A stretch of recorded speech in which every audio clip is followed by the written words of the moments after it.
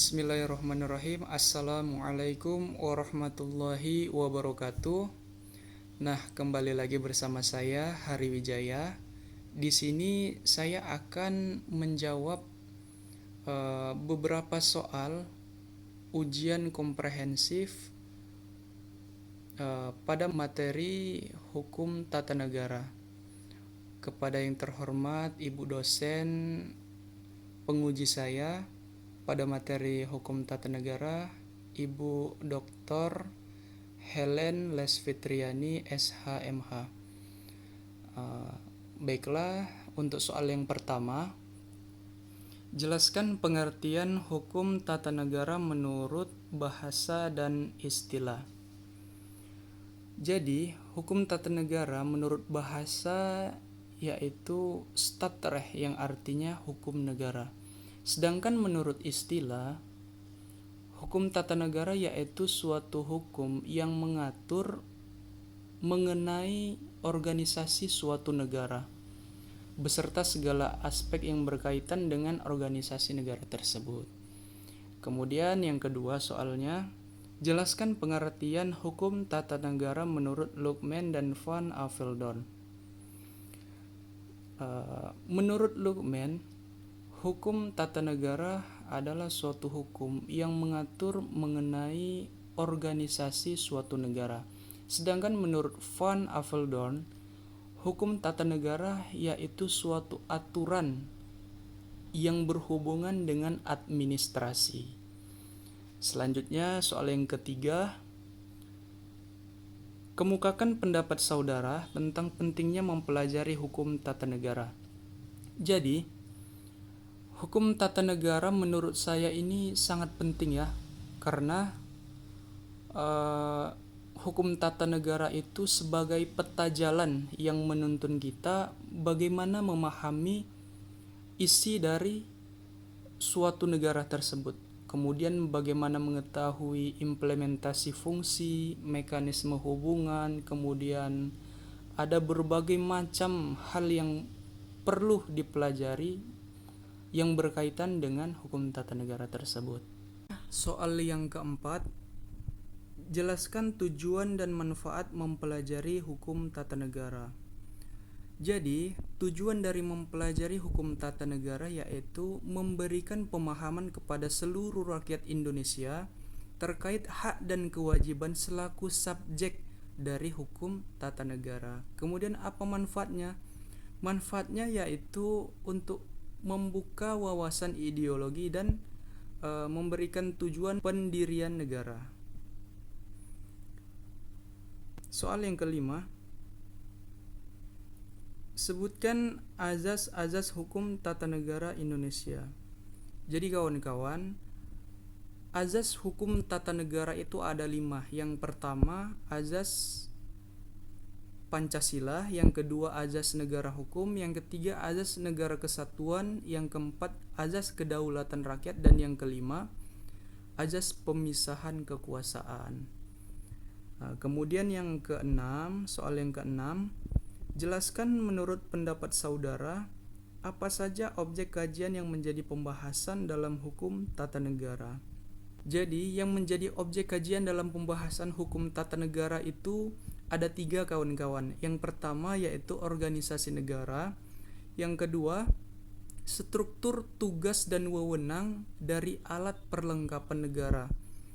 Kemudian yang ketiga, hubungan antar alat perlengkapan negara baik itu secara vertikal maupun secara horizontal. Soal yang ketujuh kawan-kawan, menurut saudara, apa sajakah yang menjadi ruang lingkup kajian dalam hukum tata negara? Jadi kawan-kawan, yang menjadi ruang lingkup kajian dari hukum tata negara itu yaitu berkaitan dengan lembaga negara, kemudian hubungan antar lembaga negara, selanjutnya organisasi dalam suatu negara tersebut. Soal yang ke-8, jelaskan menurut pendapat saudara hubungan atau kaitan antara hukum tata negara dengan ilmu negara. Jadi, apa hubungannya? Apa kaitannya? Ilmu negara merupakan dasar dalam penyelenggaraan praktek ketatanegaraan yang diatur dalam hukum tata negara. Jadi itulah kaitannya kawan-kawan. Yang kesembilan, jelaskan menurut pendapat saudara kaitan hukum tata negara dan hukum administrasi negara. Jadi, apa kaitannya? Hukum tata negara ini mengatur negara dalam keadaan diam, sedangkan hukum administrasi negara mengatur negara dalam keadaan bergerak kawan-kawan. Soal yang ke-10, jelaskan pengertian sumber hukum tata negara dalam arti formil dan material. Jadi kawan-kawan, sumber hukum dalam arti formil ialah tempat dari mana kaedah hukum itu diambil. Sedangkan sumber hukum dalam berbentuk material yaitu tempat di mana norma itu berasal, baik itu berbentuk tertulis maupun tidak tertulis.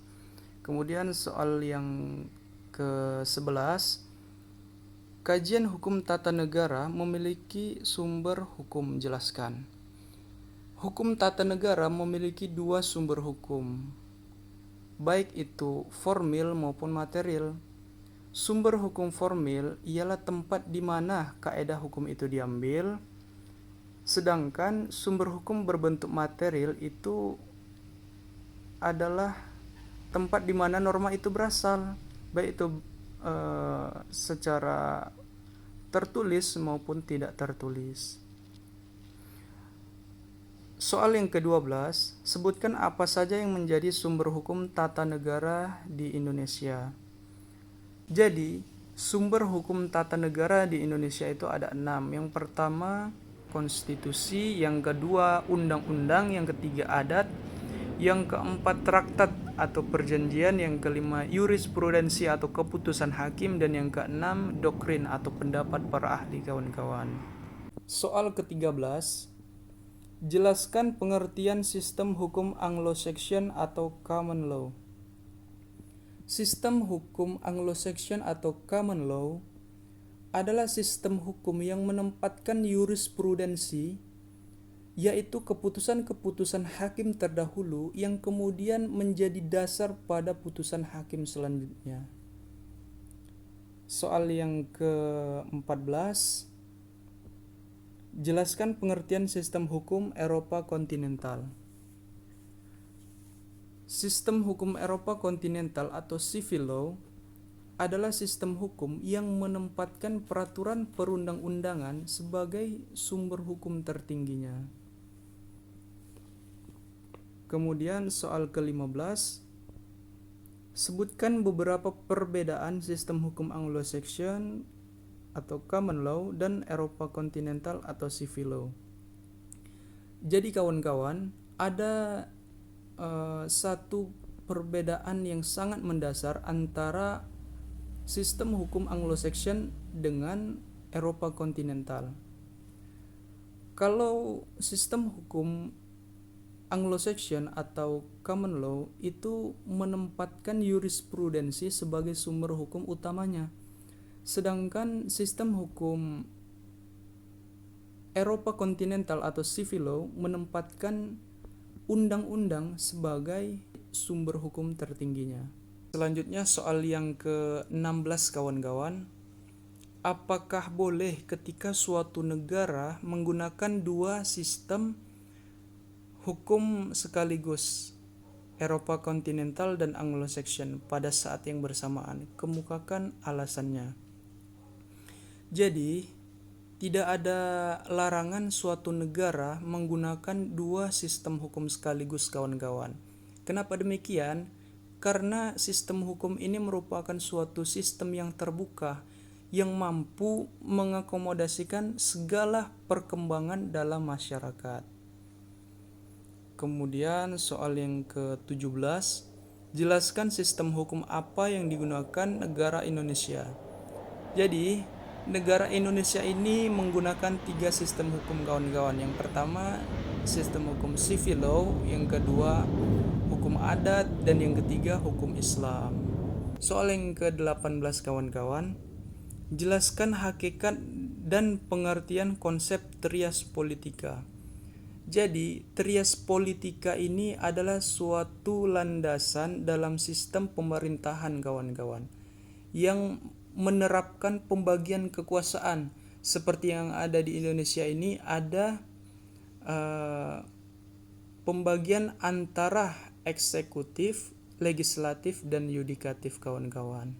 Soal yang ke-19, jelaskan pengertian konsep trias politika menurut Montesquieu dan John Locke. Ini dua pakar yang sangat terkenal kawan-kawan, John Locke dan Montesquieu. Jadi, menurut John Locke ini membagi kekuasaan menjadi 3, sama seperti Montesquieu, tetapi ada perbedaannya kawan-kawan. Perbedaannya apa? Kalau John Locke ini menerapkan atau membagi kekuasaan menjadi 3, eksekutif, legislatif, dan federatif. Eksekutif ini adalah kekuasaan untuk melaksanakan undang-undang. Legislatif adalah kekuasaan untuk membuat undang-undang, sedangkan federatif adalah kekuasaan yang meliputi segala upaya untuk menjaga keamanan negara kawan-kawan. Kemudian pendapat John Locke ini disempurnakan oleh Montesquieu. Montesquieu ini berpendapat bahwa kekuasaan itu dibagi menjadi 3, yaitu eksekutif, legislatif, dan yudikatif. Eksekutif yaitu kekuasaan untuk melaksanakan undang-undang. Legislatif adalah kekuasaan untuk membuat undang-undang, sedangkan yudikatif adalah kekuasaan untuk mengadili pelanggaran terhadap undang-undang kawan-kawan. Soal yang ke-20, bagaimanakah penerapan sistem ketatanegaraan di Indonesia sebelum amandemen? Pada saat sebelum amandemen, Indonesia memiliki sistem pemerintahan yang otoriter di bawah Orde Baru, di mana kala itu demokrasi dicekal, hak konstitusi pun dirampas, dan masih banyak lagi kejadian-kejadian lainnya. Soal yang ke-21, bagaimanakah penerapan sistem ketatanegaraan setelah amandemen? Setelah amandemen, Indonesia memasuki masa reformasi. Disinilah sistem ketatanegaraan Indonesia menjadi lebih baik. Di mana sistem pemerintahannya lebih demokratis karena diadakan pemilu dan lebih mengakui dan lebih memperhatikan hak asasi manusia secara luas.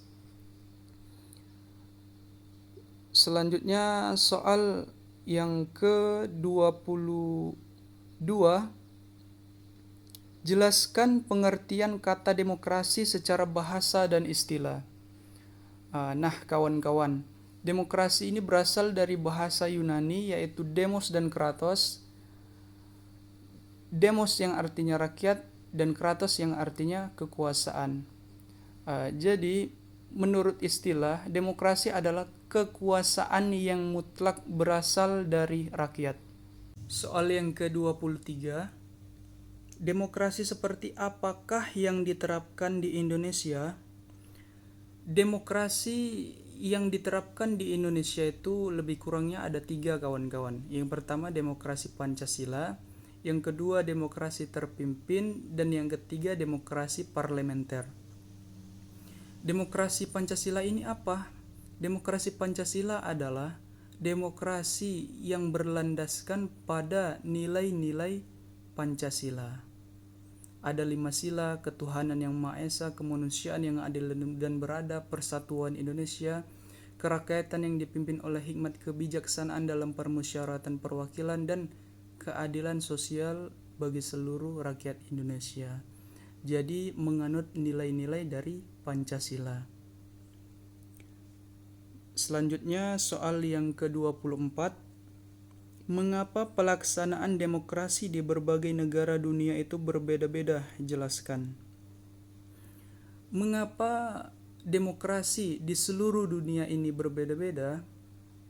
Jawabannya simpel kawan-kawan. Karena sistem pemerintahan di setiap negara itu berbeda-beda. Kemudian ada faktor dari segi hukum, kemudian dasar negara, sejarah dari negara tersebut, kultur budaya itu sangat mempengaruhi demokrasi dari negara itu sendiri.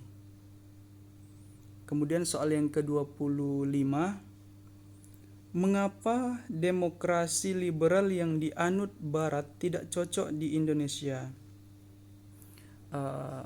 Perlu diketahui kawan-kawan, demokrasi liberal ini demokrasi yang sangat bebas, keras,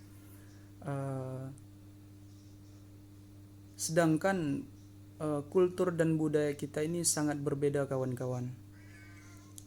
Jika demokrasi liberal ini diterapkan di Indonesia, ini kurang cocok karena nantinya akan banyak memunculkan pandangan atau aspirasi yang kontroversi, yang nantinya yang mengakibatkan banyak kekacauan sehingga demokrasi kita ini tidak berjalan dengan baik nantinya kawan-kawan. Soal yang ke-26, jelaskan apa yang dimaksud dengan demokrasi tidak langsung dan bagaimana bentuknya. Demokrasi tidak langsung adalah demokrasi yang tidak secara langsung melibatkan rakyat dalam pengambilan keputusan. Bentuknya seperti rakyat yang menggunakan dewan perwakilannya masing-masing untuk menyampaikan aspirasi atau kehendaknya.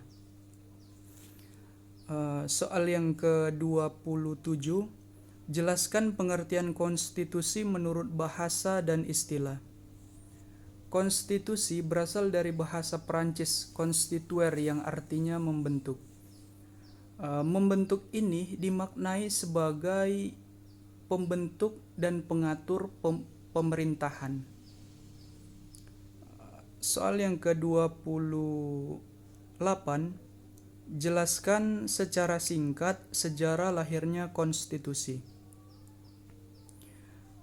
Konstitusi ini lahir berawal dari kekecewaan rakyat terhadap pemimpinnya atau rajanya ketika itu, sehingga rakyat melakukan kegiatan revolusi sehingga lahirlah suatu traktat atau perjanjian. Perjanjian ini bertujuan untuk membatasi kekuasaan dari seorang raja atau pemimpin tersebut. Inilah cikal bakal lahirnya konstitusi hingga sampai saat ini. Soal yang ke-29 kawan-kawan, sebagai aturan dasar dan pedoman hidup, konstitusi mengandung dua sifat, sebutkan dan jelaskan. Dua sifat tadi, yang pertama yaitu fleksibel atau luas, yang kedua rigid atau kaku. Jadi konstitusi ini memiliki dua sifat, yang pertama fleksibel atau luas, yang kedua rigid atau kaku. Fleksibel atau luas ini artinya konstitusi ini dapat dirubah dengan cara-cara biasa, tanpa dengan prosedur yang khusus.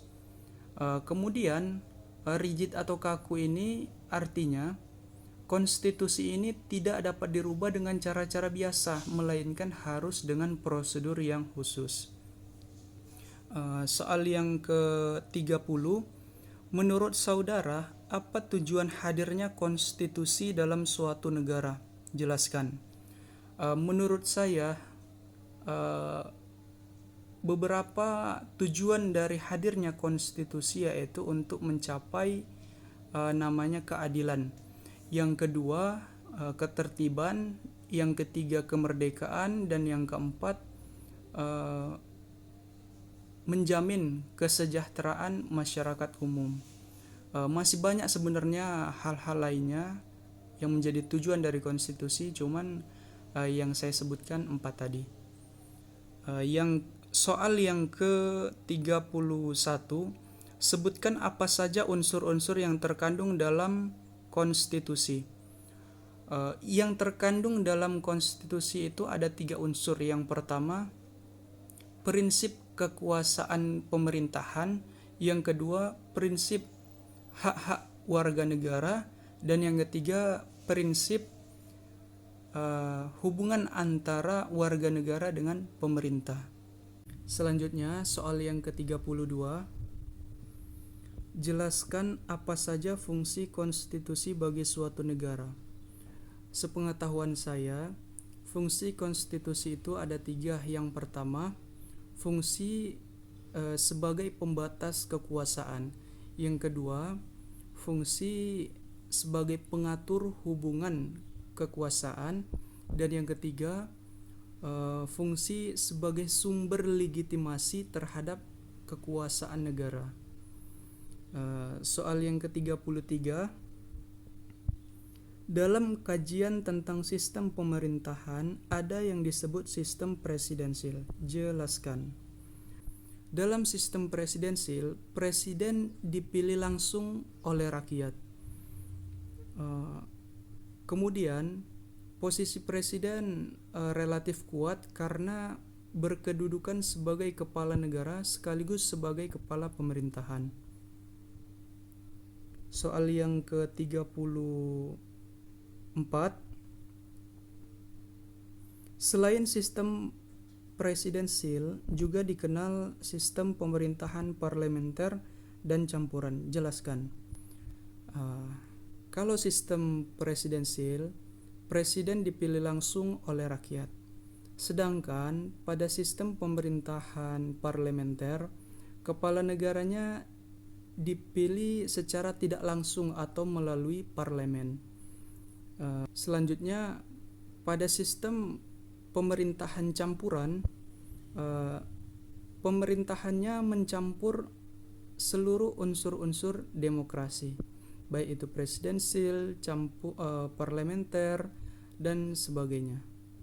Kemudian soal nomor 35, perjalanan sistem pemerintahan Indonesia sejak proklamasi hingga saat ini mengalami beberapa kali perubahan.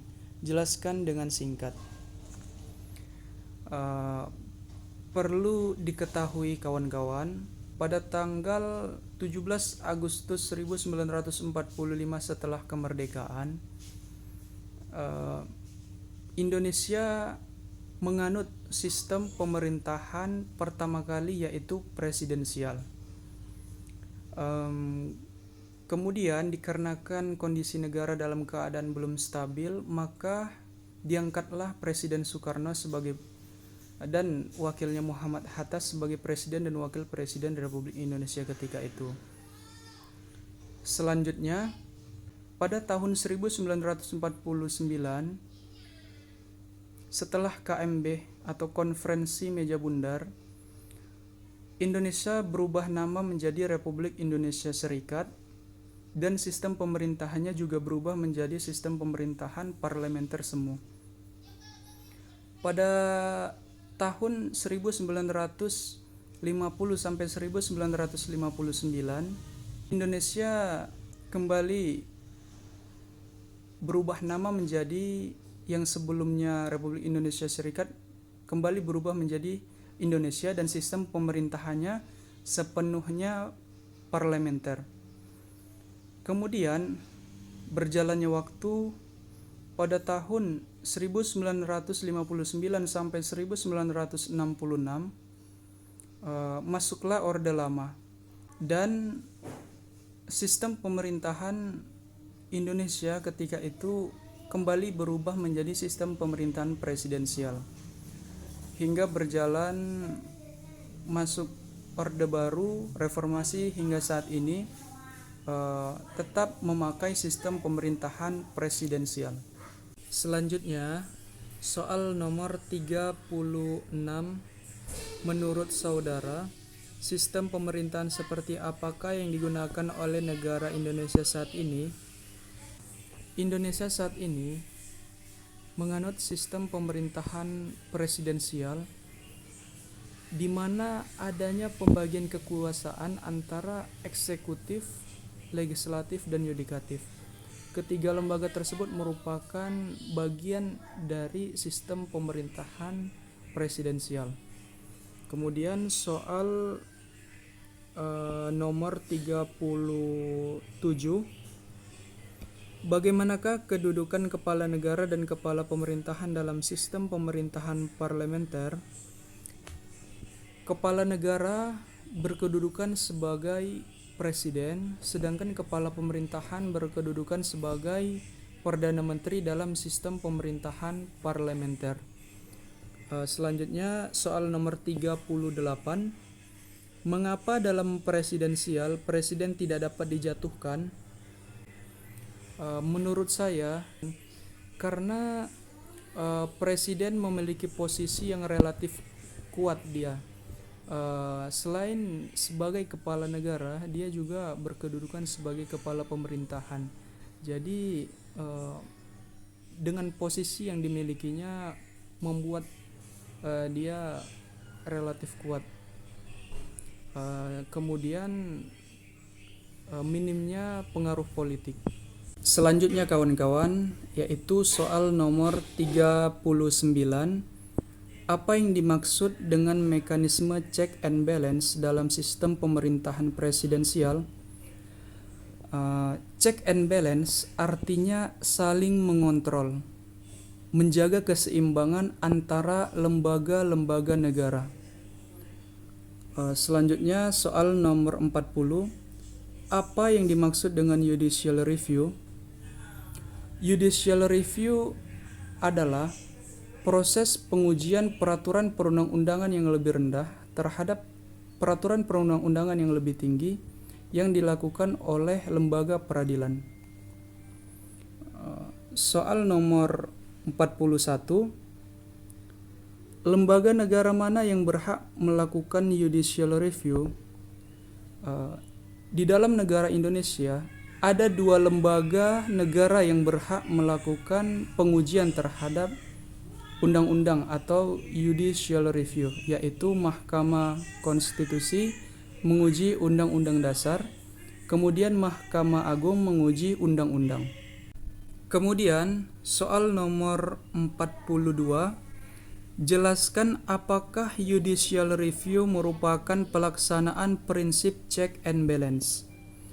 Jadi kawan-kawan, judicial review yang dilakukan oleh Mahkamah Agung dan Mahkamah Konstitusi sebagai lembaga peradilan sesuai dengan kewenangannya merupakan wujud dari check and balance. Selanjutnya soal nomor 43. Jelaskan hubungan antara HAM dengan demokrasi. Demokrasi dan HAM merupakan 2 hal yang saling berkaitan. HAM hanya dapat terrealisasi dalam suatu negara yang demokratis, yang menghormati dan melindungi hak asasi manusia setiap warga negaranya. Begitu kawan-kawan. Selanjutnya, soal nomor 44. Jelaskan bagaimana perkembangan hak asasi manusia dilihat dari sisi sejarahnya sampai saat ini. Pada masa sebelum kemerdekaan, pada tahun 1908, di Indonesia didirikan suatu organisasi namanya Budi Utomo. Dalam organisasi Budi Utomo tersebut disuarakanlah nilai-nilai HAM seperti hak untuk merdeka, kemudian hak untuk menentukan nasib sendiri. Selepas kemerdekaan, barulah kita masuk Orde Baru. Pada masa itu HAM mulai berkembang. Pada tahun 1949, Indonesia juga bergabung pada 2 konvensi HAM internasional. Selama masa Orde Lama sampai Orde Baru, kemudian terjadilah peristiwa pelanggaran HAM yang sangat banyak. Salah satunya yaitu peristiwa Gerakan 30 September PKI atau G30S PKI pada tahun 1965. Kemudian peristiwa Tanjung Priuk pada tahun 1984. Dan masih banyak peristiwa-peristiwa lainnya. Selanjutnya, selama masa Orde Lama sampai Orde Baru, HAM meredup. Selepas masa Orde Baru sampai bergerak pada masa reformasi, barulah HAM mulai berkembang sangat cepat hingga saat ini. Dibuktikan dengan adanya TAP MPR tentang hak asasi manusia, kemudian adanya Undang-Undang Dasar yang menjamin tentang hak asasi manusia. Selanjutnya kawan-kawan, soal nomor 45. Mengapa prinsip hak asasi manusia saat ini seringkali dianggap mengganggu kedaulatan dalam sebuah negara merdeka? Menurut saya, dikarenakan prinsip hak asasi manusia memiliki perbedaan dengan kedaulatan negara. Misalnya,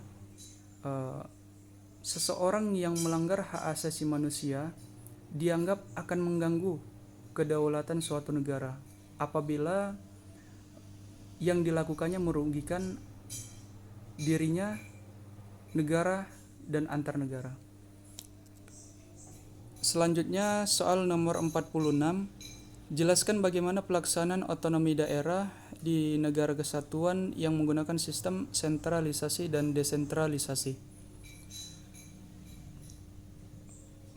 Pelaksanaan otonominya seperti APBN atau anggaran pendapatan belanja negara dari pusat disalurkan atau dibagi kepada setiap kabupaten atau provinsi menjadi APBD atau anggaran pendapatan belanja daerah pada setiap kabupaten atau provinsi masing-masing.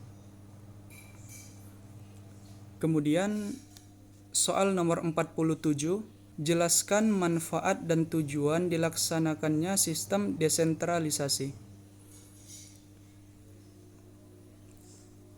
Manfaatnya yaitu konflik menjadi berkurang karena kekuasaan telah dibagi antara pemerintah pusat dengan pemerintah daerah. Tujuannya yaitu memberikan pelayanan publik yang lebih baik dan menciptakan keputusan publik yang lebih demokratis. Selanjutnya, pada nomor 48, jelaskan hakikat dan pengertian partai politik. Pada hakikatnya, partai politik adalah organisasi yang bersifat nasional dan dibentuk oleh sekelompok warga negara Indonesia secara sukarela atas dasar kesamaan kehendak dan cita-cita untuk memperjuangkan dan membela kepentingan politik anggota, masyarakat, bangsa, dan negara, serta memelihara keutuhan negara kesatuan Republik Indonesia. Jadi itulah hakikat dan pengertian dari partai politik. Kemudian pada nomor 49, bagaimanakah praktek penyelenggaraan pemilu pasca era reformasi? Praktek penyelenggaraan pemilu pasca reformasi itu yang pertama adalah masa pendaftaran peserta pemilu. Kemudian yang kedua, setelah melakukan pendaftaran, kemudian penetapan peserta pemilu. Setelah ditetapkan peserta pemilu, kemudian dilakukan yaitu penetapan jumlah kursi. Kemudian pendaftaran calon anggota DPRD, DPD, DPR RI, kemudian apabila itu pemilihan presiden, penetapan presiden, kemudian setelah pendaftaran calon, maka dilakukan pada masa selanjutnya yaitu masa kampanye. Setelah masa kampanye selesai, maka dilakukan pemungutan dan penghitungan suara. Dan yang terakhir yaitu penetapan hasil pemilu. Dan yang terakhir nomor ke-50, bagaimanakah proses penyelesaian sengketa pemilu dalam ketatanegaraan Indonesia? Sengketa pemilu dalam ketatanegaraan kita, apabila itu sengketa hasil pemilu, maka ranahnya yaitu di Mahkamah Konstitusi. Kemudian apabila itu sengketa mengenai proses pemilu, maka itu dilakukan di ranah Bawaslu atau Badan Pengawas Pemilu. Dan apabila ada unsur pidana pada sengketa pemilu tersebut, maka itu akan ditindak oleh Gakumdu. Sekian dari saya atas jawaban ujian komprehensif